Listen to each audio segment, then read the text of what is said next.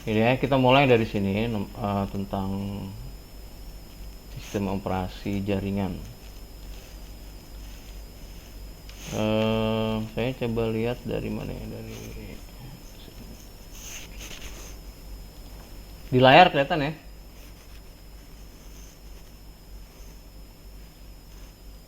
Di layar masing-masing kelihatan ya.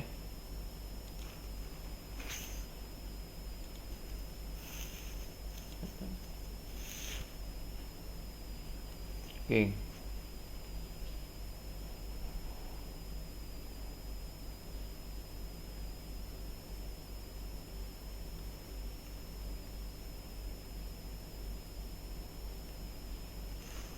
Nah, ini kemarin saya sempat, ini jadi program baru nyoba ya. Program baru nyoba. Jadi seperti ini. Jadi sistem gambarnya kelihatan nggak?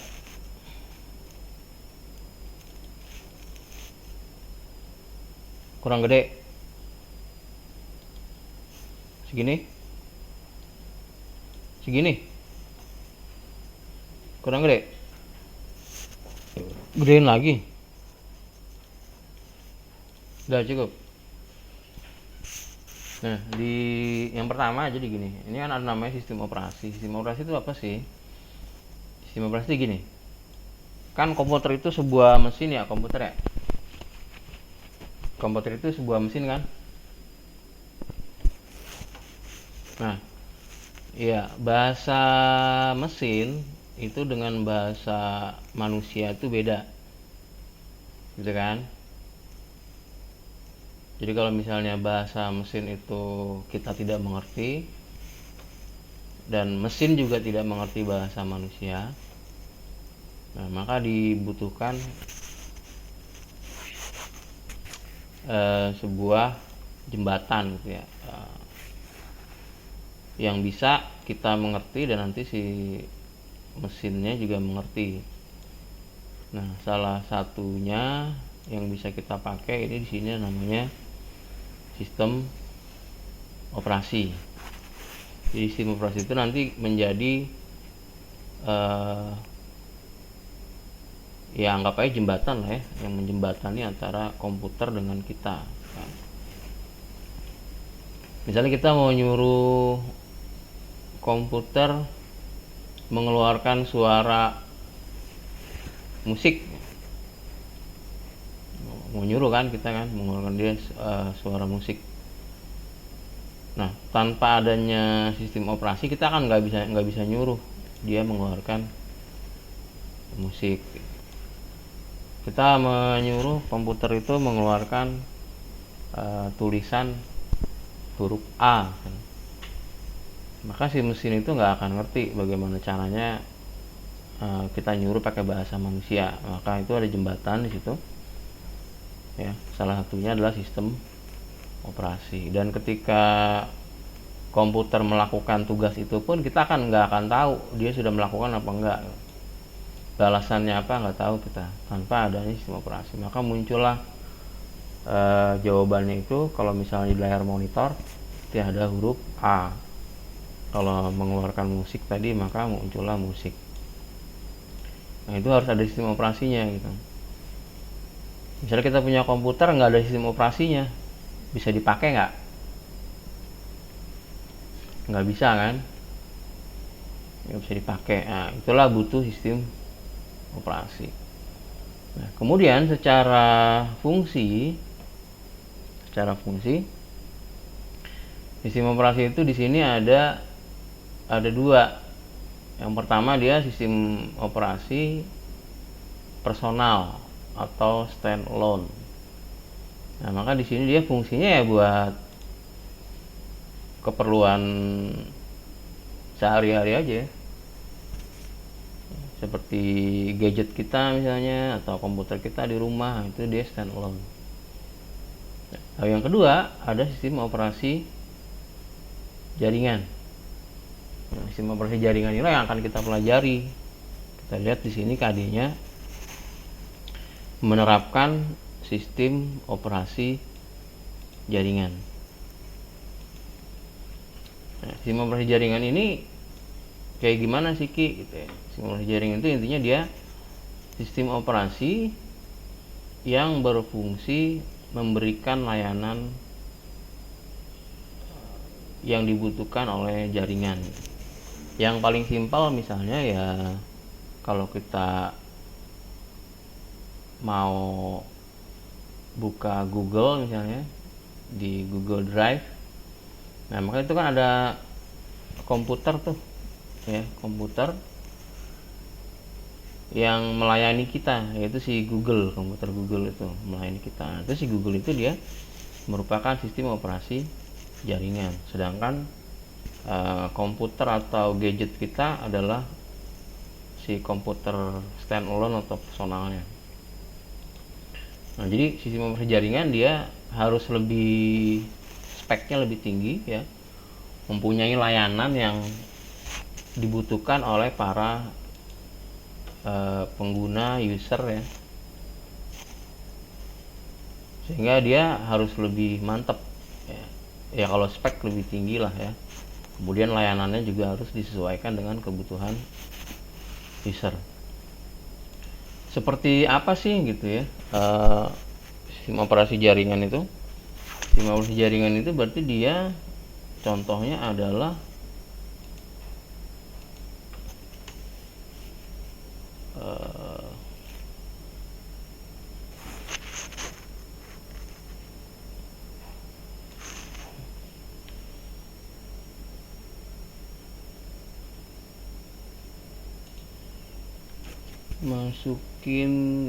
saya mau masukin note.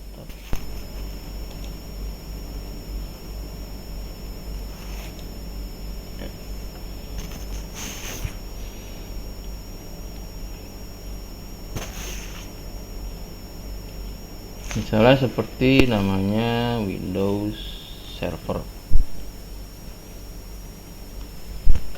tuh. Lalu yang kedua misalnya Linux Debian. Nah ini dia sistem operasi jaringan. Nah kalau yang ini apa Ki, yang standalone atau personal? Standalone atau personal tuh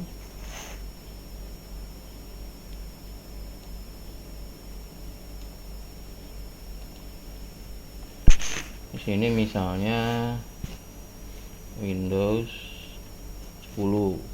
Nah, contoh lagi misalnya Mac OS atau kalau produknya namanya MacBook.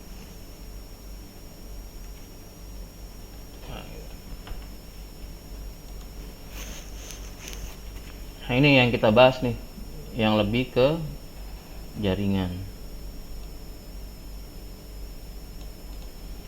Oke, kita lupakan dulu yang ini ya, tapi bedanya jelas kan ya. Kalau yang personal berarti seperti ini ya, Windows 10, Mac OS. Nah, mungkin kita bisa tambahin misalnya seperti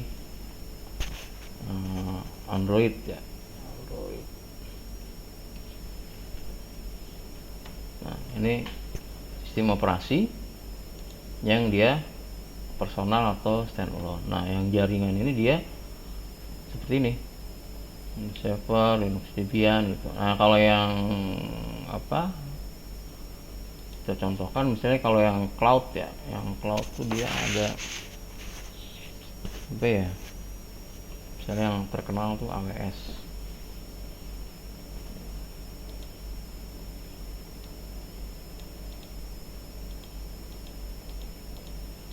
AWS ini berjalan di Linux juga sih sebenarnya. Nah seperti ini. Nah yang kita bahas adalah yang ini, yang jaringan. Ya. Nah kemudian semua sistem operasi ini secara keterbukaan kode ya, source code ini ada dua ya, ada open source dan ada closed source. Yang closed source ini dia intinya adalah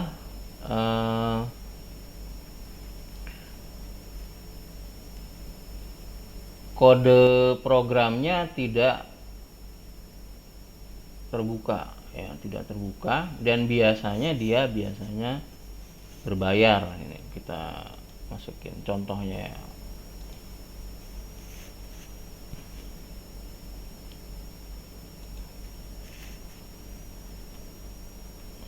Kode program tertutup.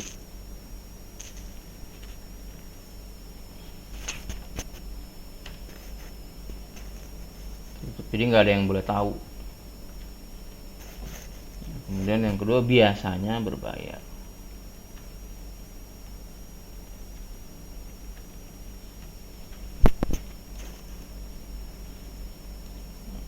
Yang berbayar tuh apa gitu? Contohnya misalnya di sini gampangnya adalah Windows ya. Gampang dia Windows.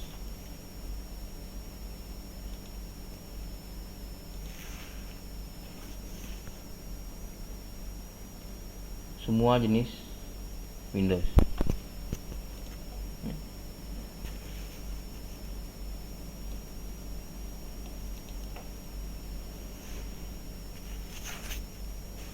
Nah, kalau yang open source ini nih, maka dia kebalikannya, dia kode programnya terbuka. Ya. Kode program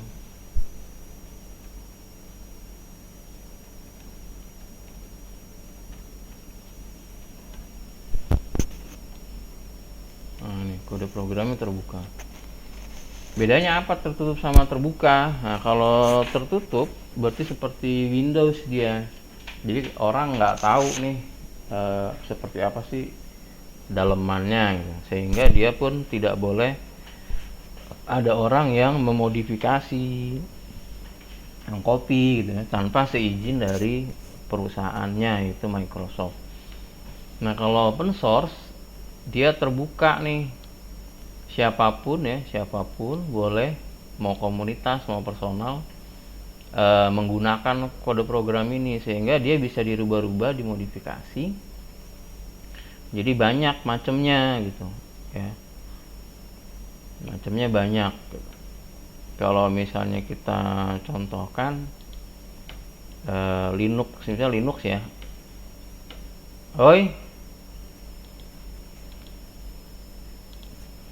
nah misalnya Linux ya, ini Linux aja karena dia terbuka,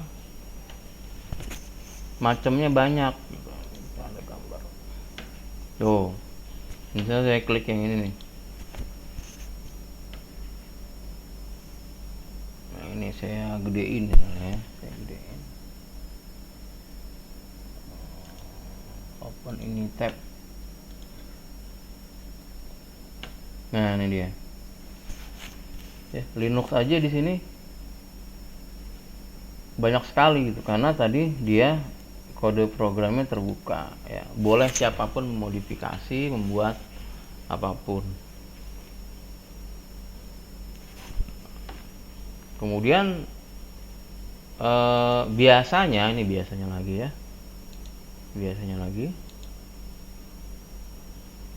dia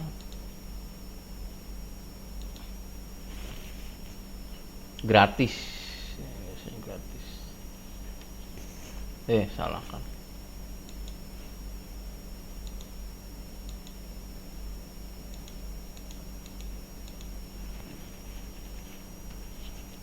gratis biasanya ya. Open source itu gratis, dan ternyata mayoritas server yang ada di dunia gitu ya, misalnya apa nih, server apa, servernya Google, servernya apa, website yang ada gitu semuanya, itu pun menggunakan open source. Kenapa ya? Karena boleh dibilang murah, bahkan gratis ya. Perusahaan-perusahaan yang punya server juga menggunakan open source. Misalnya waktu itu saya pernah, waktu masih kuliah kan, saya itu tuh PKL, kuliah PKL, Itu saya di bilangan Jakarta Pusat, daerah Mampang ya, daerah Mampang sampai Jaksel, dia Jaksel. Nah itu dia sedang ada proyek di Badan Intelijen Sandi Negara. Nah itu tahun berapa tuh? Tahun 2000-an ya, sebelum 2020, sebelum 2010. Nah itu mereka sudah para karyawannya bermigrasi dari Windows ke open source. Kenapa? Karena memang biaya bayarnya itu cukup mahal untuk Windows. Makanya rata-rata server itu menggunakan sistem operasi open source. Berapa sih Ki? Gitu misalnya kita coba cek di sini kan. Misalnya nih ya, bayar si Windows-nya aja nih. Harga Windows Server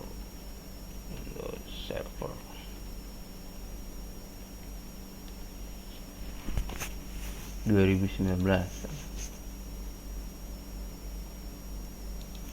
berapa ya harganya?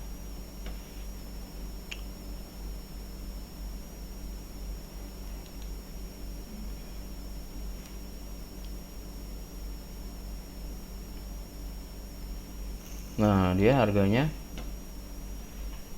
ini Windows-nya doang ya, 17 juta. Nah kemudian tiap tahunnya juga dia bayar ke Microsoft ya, lisensinya ya.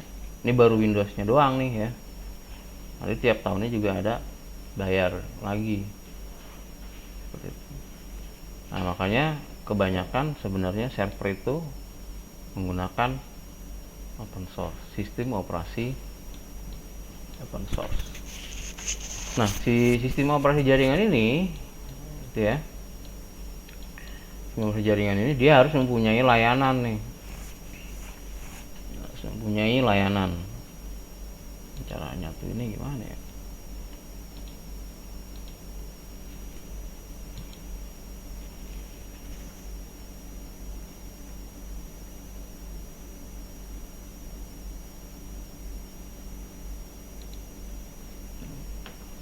Di sini mereka harus punya layanan, si server ini ya, semua yang di sini nih harus mempunyai layanan. Layanannya apa? Layanannya misalnya di sini salah satu gampangnya misalnya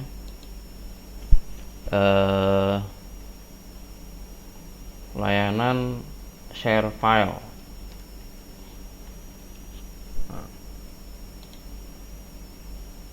Gantilah sharing biasa, sharing file.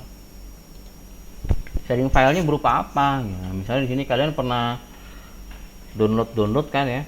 Nah, misalnya di sini ada file yang di share berupa gambar misalnya. Gambar. Kemudian berupa film. Kemudian musik. Ya. Atau apa lagi misalnya? Email. Pernah pakai email kan? Pakai. Jadi sistem operasi jaringan ini dia apapun dia ininya, sistem operasinya, dia mempunyai layanan. Diantaranya yang pertama adalah sharing file. File apa? Gambar. Nah, itu yang memberikan sistem operasi jaringan ke kita. Nah di sini kita lihat si sistem operasi jaringan ini memberikan apa. Yang pertama nih, dia memberikan layanan DHCP, kemudian FTP, kemudian bisa di remote ya, kemudian dia memberikan layanan file server web. Otomatis dia yang namanya sistem operasi jaringan dia punya DNS ya, dan seterusnya sampai VPN.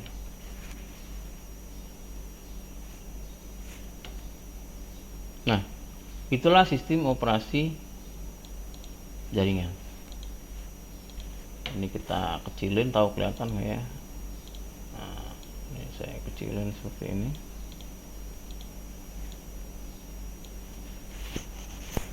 Ini bisa disimpan gambar kayaknya enggak ya, sementara gitu deh. Ini saya print screen, saya save, saya kirim lewat chat ya, lewat chat saya kirim.